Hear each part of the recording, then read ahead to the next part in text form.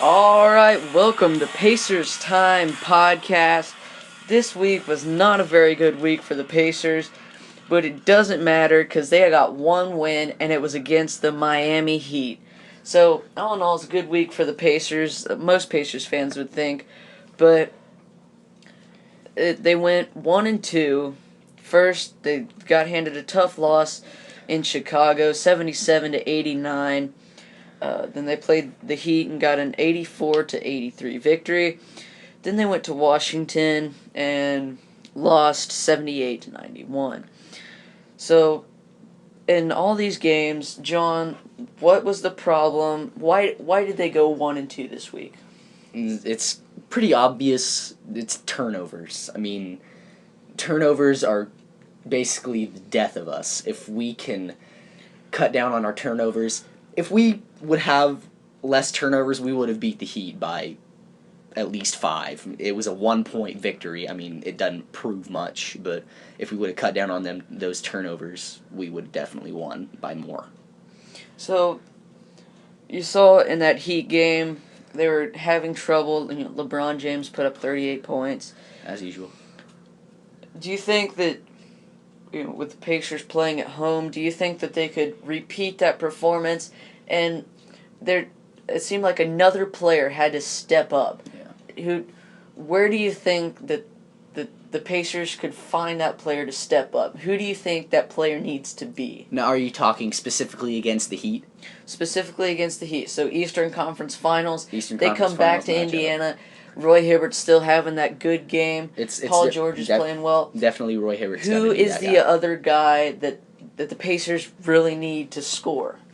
Roy is definitely the guy they need to score because they're going to have Greg Oden playing, obviously. He's been playing pretty well for them at the moment. This is still kind of Greg Oden's rookie year. Yeah, because he hadn't played at all, really. He kind of started off bad, and then it never really got better. Just injuries. I mean, even though with his injury, he's still coming off of that. He's still feeling pain. Roy Hibbert can take advantage of that and make him go to work in the post, get easy buckets, because he's fragile, for lack of a better word. Now, against the Heat, the Pacers bench was pretty weak, and they really relied on Paul George, Lance Stevenson, and Roy Hibbert. So, from a bench perspective, who do they need to step up? I'm still going to go with big guys. I mean, Scola and Mahinmi, they need to, and even if it goes that far, maybe Bynum. I mean, if we want him to play. All right, so we saw, and we were talking turnovers earlier, and, the first play against the Wizards was a turnover, bad pass. Then they had 10 turnovers against the Heat. If the Pacers are going to play any team, as you see from the West, if they can beat the Heat in the Eastern Conference Finals, they're going to play a team from the West. The West likes to score, and you see the points that the Pacers have put up. We're struggling to get 77, 84, 78. So we're going to struggle from points and turnovers. We're struggling even to get to 80 points. That's something we need to get rid of. Did the Pacers need a ball handler back? Because as I was watching the Pacers, I couldn't really tell what the problem was with turnovers. I mean, you see George Hill, he's a pretty good point guard, and has C.J. Watson really, he doesn't look all that flashy on the stat sheet, but is he something that's going to help us in the playoffs with eliminating some of these turnovers? In terms of ball handling? Yeah. I don't really see him as that factor. I see Lance more of that factor. He's pretty tricky. You could say he's pretty tricky with his handling and crossing people over, breaking their ankles. And how can the Pacers cut turnovers? Just make smarter looks. I mean, that's all there is to it. I mean, they've been making some pretty dumb passes. And kind of another just horrible part we talked about was scoring. Just the Pacers just aren't getting good looks. They aren't playing. They had a rhythm earlier on in the season. Have you seen anything different in this past week? I mean, the Bulls, the Pacers just played the Bulls at home and they annihilated the Bulls. And then they go to Chicago. It seems like all the places that they're losing, they're all road games.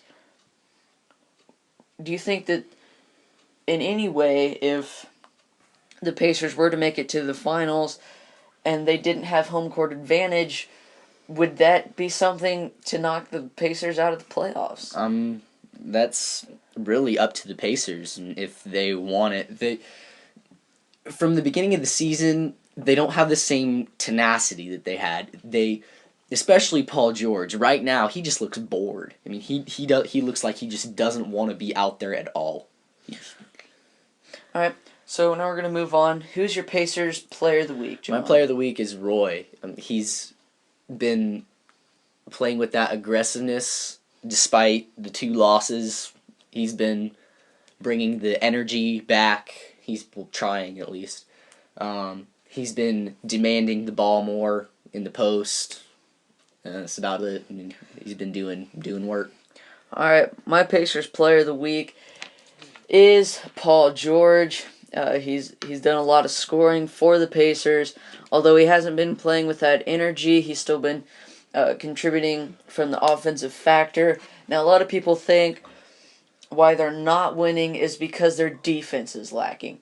Frank Vogel preaches defense, and that's something that the Pacers haven't been playing. So, and I also think that defense is something that they're going to win. Like, if they were going to the championship, that they're going to have to play better defense against the West. Now, we're talking about the West. This is mainly a podcast that we talk about the East. But the East, it's not that pretty. Right now, the Pacers are playing poorly. The Heat are playing poorly. The eighth place team has a better record than the 3rd place team in the East, so that's kind of uninteresting for the Eastern Conference. So everybody's struggling in the East. So we're just going to talk a little bit about the West and going into the playoffs. I'll give you a brief rundown on the standings in the West. Taking number 1 seed so far, the Spurs are red hot. They've won 17 straight games. They're definitely controlling the West. Then come the Thunder, then the Clippers, then the Rockets, the Trailblazers, the Warriors, Suns, and the Grizzlies.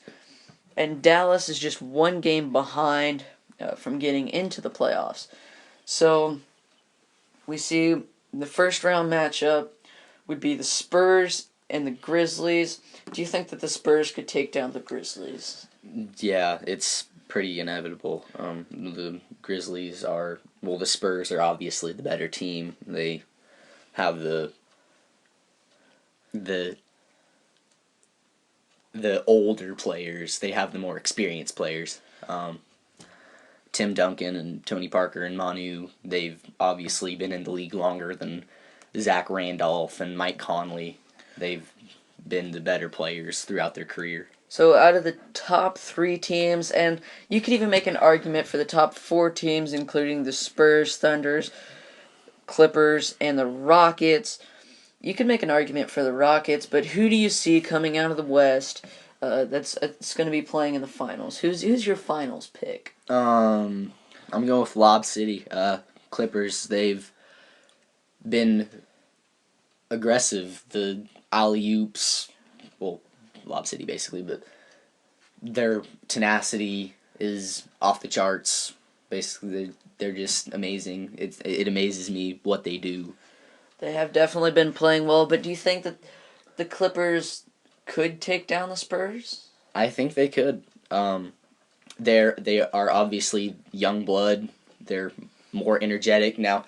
That's the problem with the older players, is they have less energy to do the work that Griffin does. You don't see Tim Duncan flying everywhere, and you don't see Tony Parker making the amazing passes everywhere, wherever, and even with DeAndre Jordan, you don't see anybody on the Spurs doing that. Now, kind of in the backseat is Kevin Durant and the Thunder.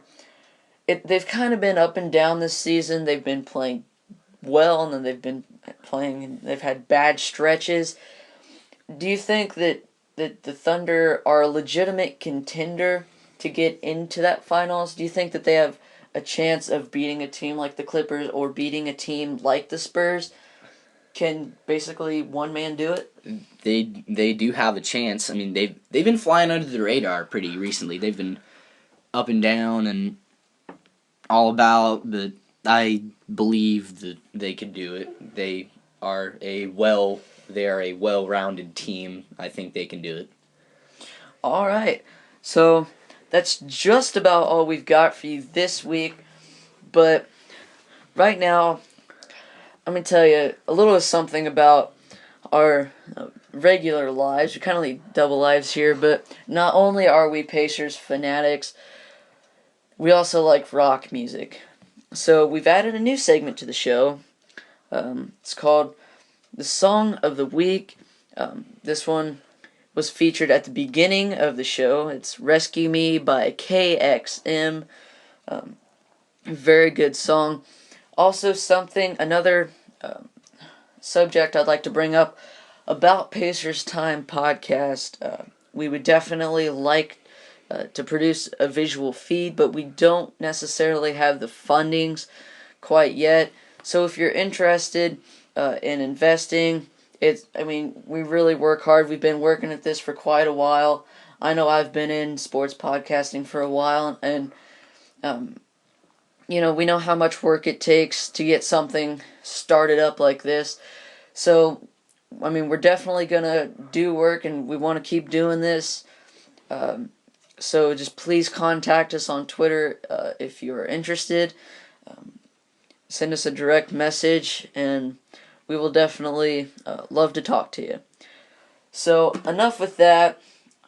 It's time for some KXM. So thank you for listening. Have a great week, and here's KXM, Rescue Me.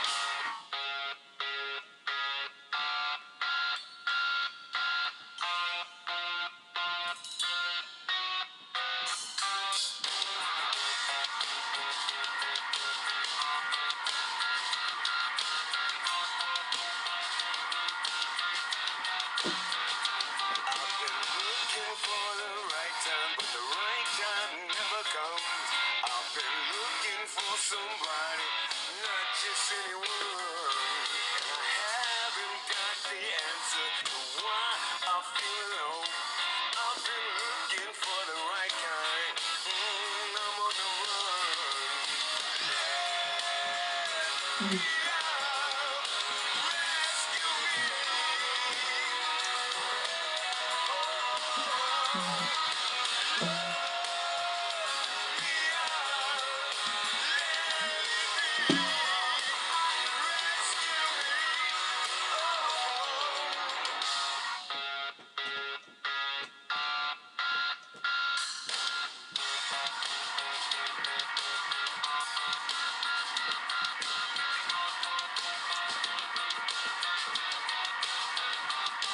Never found nobody, never settled down. Yesterday's behind me, the rest is unknown. I'm just a weary traveler, like a rolling stone. If you wanna join me, you're more than welcome.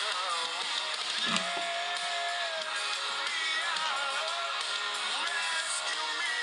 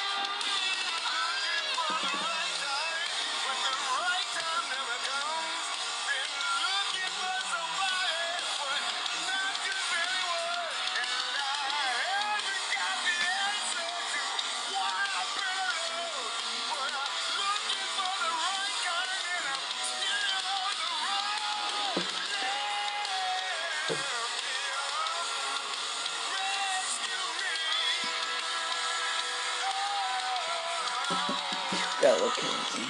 That's great. Great stuff.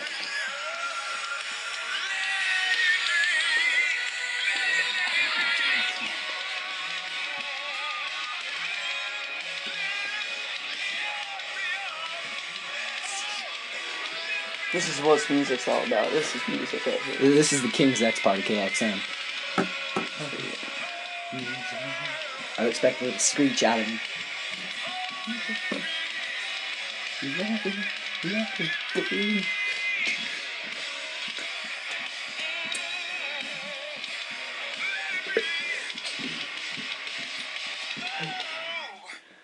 And if you really like that song, you can find them on iTunes. Very good band. And I also forgot to mention that one of our colleagues, Nathan Mast, wasn't able to come. He was with family. So just want to make sure you guys were up to date on that. Again, don't hesitate talking to us on Twitter. We really appreciate the support and the funding. Thank you for listening. Have a great week.